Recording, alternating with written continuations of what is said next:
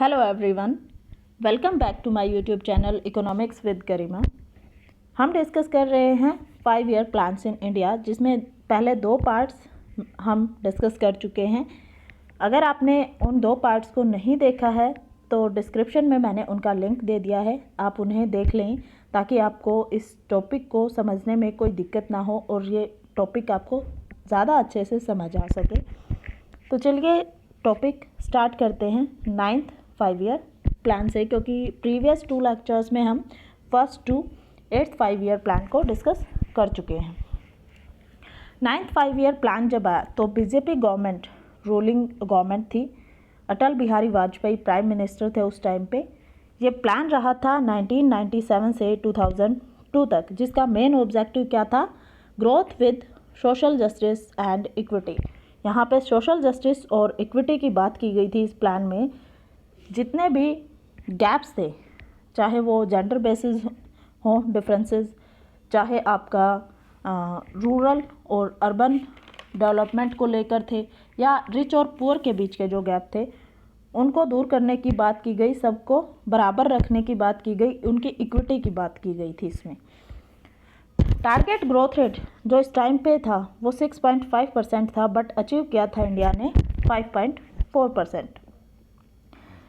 इस टाइम पे 9th 5 year plan के दौरान फोकस था फूड और न्यूट्रिशनल सिक्योरिटीज़ पे, safe drinking water to all, social infrastructure पे, इंडस्ट्रियलाइजेशन पे, इकोनॉमिक ग्रोथ पे, साथ ही लिविंग स्टैंडर्ड को इम्प्रूव करने की बात की गई थी, वुमेन एम्पावरमेंट की बात की गई थी और एम्प्लॉयमेंट जनरेट करने की बात की गई थी इस 5 ईयर प्लान के दौरान। बहुत सारी प्लान्स जो थी या प्रोग्राम्स जो थे वो इस टाइम पे लॉन्च किए गए थे इंडियन गवर्नमेंट के द्वारा, जिनमें स्वर्ण जयंती शहरी रोजगार योजना 1997 में लॉन्च की गई, जिसमें अर्बन एम्प्लॉयमेंट को एनहांस करने की बात की गई थी। गंगा कल्याण योजना 1998 में, जिसमें स्मॉल फार्मर्स जितने भी थे उनको सिंचाई सुविधा प्रदान करने की बात की गई थी। स्वर्णिम चतुर्भुज योजना 1998 में लॉन्च की गई, जिसमें 4 मेट्रो सिटीज़ दिल्ली, मुंबई, चेन्नई और कलकत्ता, उनको नेशनल हाईवे 2, 4, 6 और 8 से कनेक्ट किया गया। सुपर एक्सप्रेस हाईवे परियोजना लॉन्च की गई 1998 में। साथ ही आपका फेरा को रिप्लेस कर दिया फेमा ने। फेरा क्या था?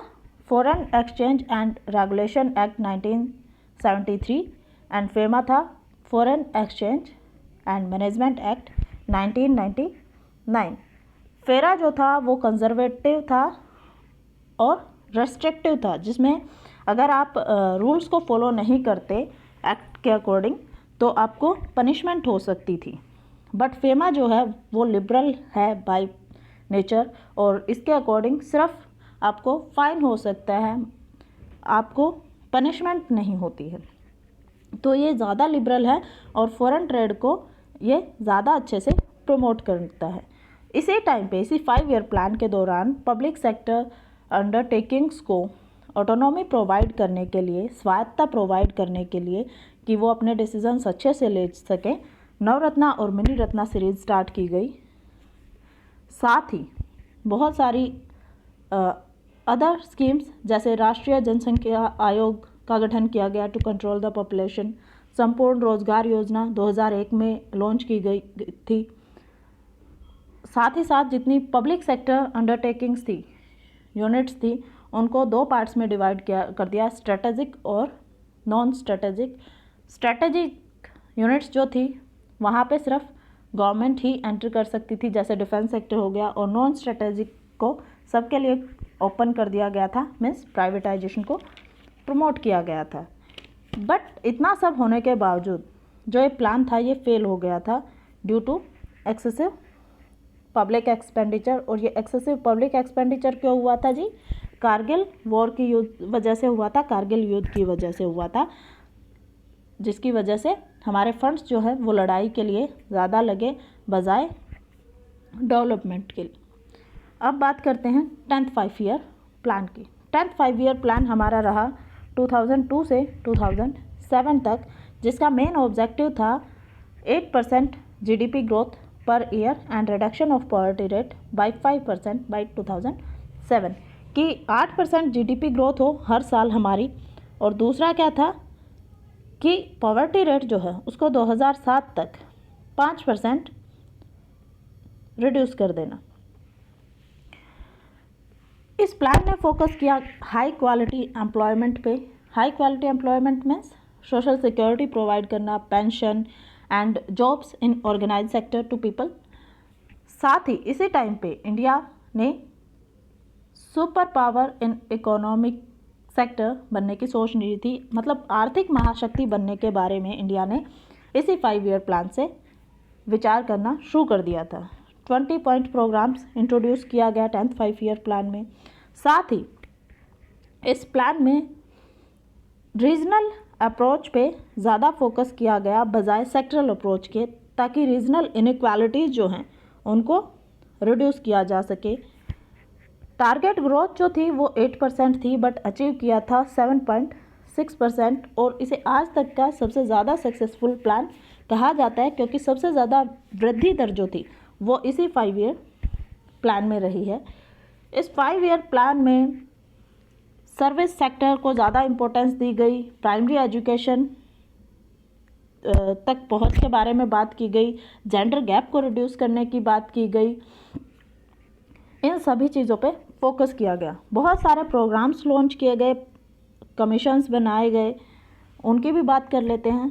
पहला आया अफ्रीकी फोकस प्रोग्राम 2002, जिसमें फोकस किया गया कि अफ्रीकी महाद्वीप में जितने भी इंडियन प्रोडक्ट्स हैं उनको पॉपुलर करने के लिए और उनकी डिमांड जनरेट करने के लिए ये प्रोग्राम बनाया गया था। दूसरा आपका आता है नेशनल एग्रीकल्चर कमीशन, या इसको स्वामीनाथन आयोग भी बोल देते हैं। ये आयोग जो था वो किसानों के भले के लिए, उनको सिंचाई सुविधा प्रदान करने के लिए, कृषि बीमा प्रदान करने के लिए, मतलब एग्रीकल्चर को as a source of income बनाने के लिए ये इस आयोग का, इस कमीशन का गठन किया गया था, क्योंकि किसानों के जो सुसाइड केस थे वो बढ़ते जा रहे थे, और उन सबको देखते हुए इस आयोग का गठन किया गया था 2004 में। उसके बाद पहली जो नेशनल फॉरेन ट्रेड पॉलिसी थी वो आई 2004 में, जिसका पर्पस था एक्सपोर्ट और एम्प्लॉयमेंट को एनहेंस करना। नरेगा, जो अब तक की वर्ल्ड की पहली कंट्री है इंडिया इतने बड़े लेवल पे, नेशनल लेवल पे गारंटेड एम्प्लॉयमेंट देने वाली, इसकी फुल फॉर्म है national rural employment guarantee act 2005 NREGA. उसके साथ ही national rural health mission launch किया गया। साथ ही आपका राजीव गांधी ग्रामीण विद्युतीकरण योजना 2005 में लॉन्च की गई, रूरल एरियाज़ में विद्युतीकरण करने के लिए। कृषि आय बीमा योजना, क्योंकि एग्रीकल्चर सेक्टर में रिस्क होते हैं और उस रिस्क को मैनेज करने के लिए, फार्मर्स को फाइनेंशियली सपोर्ट करने के लिए इंश्योरेंस स्कीम लॉन्च की गई। Agriculture price stabilisation fund setup किया गया 2003 में, कि जो एग्रीकल्चर गुड्स हैं आपकी, उनके प्राइस फ्लक्चुएट होते रहते हैं, उनको स्टेबलाइज कर सेटअप किए गए। भारत निर्माण कार्यक्रम लॉन्च किया गया 2006 में, जिसमें ग्रामीण भारत के एम्पावरमेंट की बात की गई। साथ ही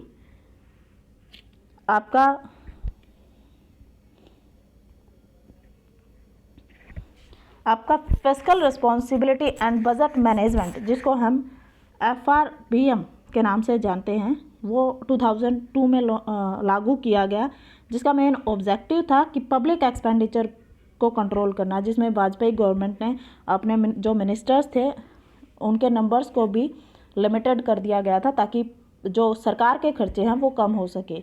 सरफेसी एक्ट लागू किया गया इसी टाइम पे, जिसमें जो बढ़ते हुए NPAs थे, नॉन परफॉर्मिंग एसेट्स थी बैंकों की, उनको डील करने के लिए, बैंकों को ऋण वसूली के लिए, लोन वापस लेने के लिए एक्स्ट्रा पावर्स दे दी गई थी। यही वो प्लान था जिसमें पहली बार जितनी भी स्टेट्स थी उनके साथ डिस्कस करके पहली बार स्टेट वाइज जो ग्रोथ रेट थी, विकास दर थी, वो निर्धारित की गई थी 10th 5 ईयर प्लान में। अब बात करते हैं 11th 5 ईयर प्लान की, जो रहा था 2007 से 2012 तक।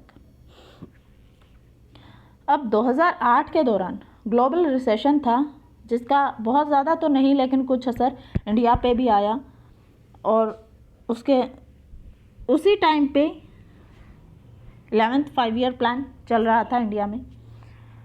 इंक्लूसिव ग्रोथ की बात इस प्लान में की गई थी। इंक्लूसिव ग्रोथ का मतलब क्या है कि इकोनॉमिक ग्रोथ की प्रोसेस में जिन लोगों को अभी तक कोई बेनिफिट नहीं हुआ है उनको भी इंक्लूड करना। ये प्लानिंग कमीशन के ड्राफ्ट पे बेस था, जिसमें टारगेट ग्रोथ रेट हमारी 8.1% थी और अचीव किया था इंडिया ने 7.9%। इसके एम्स जो थे इस 5 ईयर प्लान के, उसमें इंक्लूडेड था कि लिटरेसी रेट को या लिटरेसी को अप टू 85% करना, टोटल फर्टिलिटी रेट को रिड्यूस करना, जेंडर इनइक्वालिटी को रिड्यूस करना, एग्रीकल्चर ग्रोथ को 4% तक करना, 700 लाख या ये कहें कि आपका 7 करोड़ नए रोजगार के अवसर प्रदान करना, टेलीफोन और इलेक्ट्रिसिटी फैसिलिटी हर गांव में प्रोवाइड करना।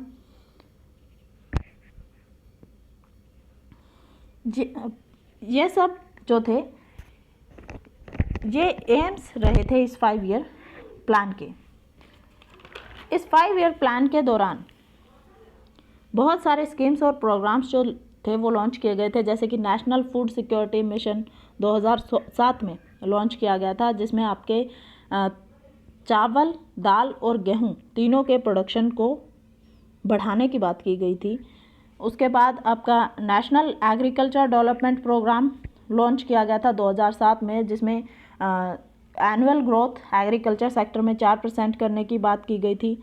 नेशनल हेल्थ इंश्योरेंस प्रोग्राम 2007 में लॉन्च किया गया, जिसमें अनऑर्गेनाइज सेक्टर के जो बीपीएल वाले परिवार हैं उनको इंश्योरेंस प्रोवाइड करने की बात की गई थी। राजीव आवास योजना जो थी उसमें स्लम फ्री इंडिया बनाने की बात की गई थी।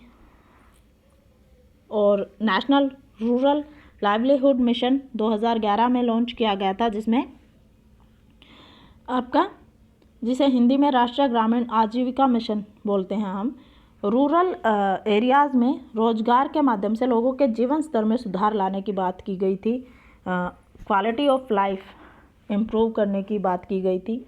साथ ही जो स्पेशल चाइल्ड होते हैं उनके लिए इंक्लूसिव एजुकेशन योजना स्टार्ट की गई 2010 में। महिला साक्षरता को बढ़ावा दिया गया साक्षर भारत कार्यक्रम के द्वारा। इसी टाइम पे पीएसयूज़ में नई श्रेणी जो मिनी रत्ना और नवरत्ना पहले स्टार्ट हुए थे, उससे आगे महारत्ना की स्टार्टिंग 2010 में की गई थी। नेशनल मैन्युफैक्चरिंग पॉलिसी 2011 में लॉन्च की गई, जिसके अंडर 2022 तक मैन्युफैक्चरिंग के सेक्टर में जीडीपी की जो भागीदारी थी उसको 25% तक करने का डिसाइड किया गया और 10 करोड़ नए रोजगार जनरेट करने का लक्ष्य निर्धारित किया गया था। अब सबसे पहले जो था वो किस पे फोकस किया था? इंक्लूसिव ग्रोथ पे। इंक्लूसिव ग्रोथ पे सबसे पहले फोकस किया था एशियन डेवलपमेंट बैंक ने, और as per Asian development bank वो देश सक्सेसफुल नहीं है जो जीडीपी को ज़्यादा दिखाए, बल्कि वो है जो इन बेनिफिट्स को देश के गरीबी के निचले स्तर के लोगों तक पहुंचाए। मतलब देश की जो आखिरी क्यू है, आखिरी पंक्ति है, उसके लोगों तक जो पहुंचाए वो देश ज़्यादा सक्सेसफुल है, वो देश ज़्यादा ग्रो कर रहा है। अब बात करते हैं आज के लास्ट 5 ईयर प्लान की, 12th 5 ईयर प्लान, जिसकी ड्यूरेशन जो थी वो 2012 से 2017 तक रही। बट 2014 में इलेक्शंस हुए और नरेंद्र मोदी जी प्राइम मिनिस्टर बने, जिसके बाद आपका 1 जनवरी 2015 से नीति आयोग ने प्लानिंग कमीशन को रिप्लेस कर दिया और अब प्लानिंग कमीशन नहीं है बल्कि नीति आयोग है। चलिए बात कर लेते हैं इसके बारे में। जो मेन गोल था प्लान का वो था faster, sustainable and more inclusive growth. Fast हो, सस्टेनेबल हो, जो लॉन्ग टर्म तक चले, और इंक्लूसिव भी हो। इसमें टारगेट ग्रोथ रेट थी वो 10% रखी गई थी, बट एक्चुअल डाटा जो अचीव किया गया वो अवेलेबल नहीं है, उसको शो नहीं किया जा रहा है अभी तक कहीं पे भी। ऑब्जेक्टिव्स जो थे वो थे कि 50 million new work job opportunities non farm sector में, एग्रीकल्चर सेक्टर से हट के प्रोवाइड कराना, माल न्यूट्रिशन को रिड्यूस करना, कुपोषण जो है उसको कम करना, 0 से 3 साल के बच्चों तक जो होता है उसे, इलेक्ट्रिसिटी हर गांव में पहुंचाना, जिसको 2017 में अचीव कर लिया गया है एम को। साथ ही provide access to banking services to 90% of people of India. 90% लोग जो हैं इंडिया के, उनको बैंकिंग सर्विसेज प्रोवाइड कराना। साथ ही ग्रामीण आबादी के 50% जनसंख्या जो है उसको पोर्टेबल वाटर की फैसिलिटी अवेलेबल कराना। ये सब इस 5 ईयर प्लान के गोल रहे थे। अब इस टाइम पे भी कुछ प्रोग्राम्स और स्कीम्स लॉन्च हुए इस टाइम के दौरान, जिसमें जन धन योजना 2014 में लॉन्च की गई थी। अब तक की सबसे ज़्यादा लोगों को बैंक से जोड़ने वाली योजना रही है ये इंडिया में। Make in India to promote manufacturing in India, बेटी बचाओ बेटी पढ़ाओ प्रोग्राम लॉन्च किया गया 2015 में। उजाला योजना बिजली की खपत को कम करने के लिए एलईडी बल्ब जो थे उनको कम प्राइस पे डिस्ट्रीब्यूट करने की पॉलिसी रही है उजाला योजना। साथ ही डिजिटल इंडिया मिशन जिसमें गवर्नमेंट सर्विसेज लोगों को इलेक्ट्रॉनिक मोड में प्रोवाइड करने की बात की गई है। उदय योजना रही, जिसमें पब्लिक सेक्टर अंडरटेकिंग्स के जो पब्लिक सेक्टर के अंडर इलेक्ट्रिसिटी डिस्ट्रीब्यूशन कंपनीज थी उनको घाटे से उबारने के लिए उदय योजना स्टार्ट की गई। स्टार्टअप इंडिया 2016 में लॉन्च किया गया, जिसे न्यू एंटरप्रेन्योर्स जो थे उनको प्रमोट करने के लिए। स्टैंड अप इंडिया 2016 में, जिसमें SC ST और वुमेन एंटरप्रेन्योर्स जो थी उनको नए उद्योग स्थापित करने के लिए 10 लाख से 1 करोड़ रुपए तक का लोन प्रोवाइड करने की बात की गई। ये सब स्कीम्स और प्रोग्राम्स लॉन्च किए गए इंडिया में इस 5 ईयर प्लान के। लेकिन अभी नीति आयोग के आने के बाद प्लानिंग कमीशन नहीं है, नीति आयोग ने प्लानिंग कमीशन को रिप्लेस कर दिया है, और 5 ईयर प्लान का जो एक कल्चर हमने रशिया से लिया था उसको फिनिश कर दिया गया है। अब नेशनल डेवलपमेंट एजेंडा जो है वो 3 तरीके से बनाया जाता है, 3 बेसिस पे बनाया जाता है। 3 ईयर प्रोग्राम्स बनाए जाते हैं, 7 ईयर वर्क पॉलिसी बनती है और 15 ईयर्स विजन बनते हैं, जिसमें 3 ईयर्स जो हैं वो शॉर्ट टर्म ऑब्जेक्टिव्स के लिए बनाते हैं, 7 ईयर्स जो हैं वो मिडल टर्म ऑब्जेक्टिव्स के लिए, और 15 ईयर्स जो हैं वो लॉन्ग टर्म ऑब्जेक्टिव्स के लिए बनाते हैं। तो यहाँ तक जो है आपके 12th 5 ईयर प्लान जो हैं वो कंप्लीट होते हैं। ये बड़े ही इम्पोर्टेंट हैं 12 5 ईयर प्लान। ये इम्पोर्टेंट टॉपिक है जिसमें से बार बार आपसे क्वेश्चंस पूछे जाते हैं, चाहे वो PGT लेवल पे हो, नेट पे हो या कोई और एग्ज़ाम हो। तो आप इनको अच्छे से देखें। अगर आपको अच्छा लगा है, वीडियोस को आपने पसंद किया है, तो लाइक करें, शेयर करें वीडियोस को और चैनल को सब्सक्राइब करें। Thank you.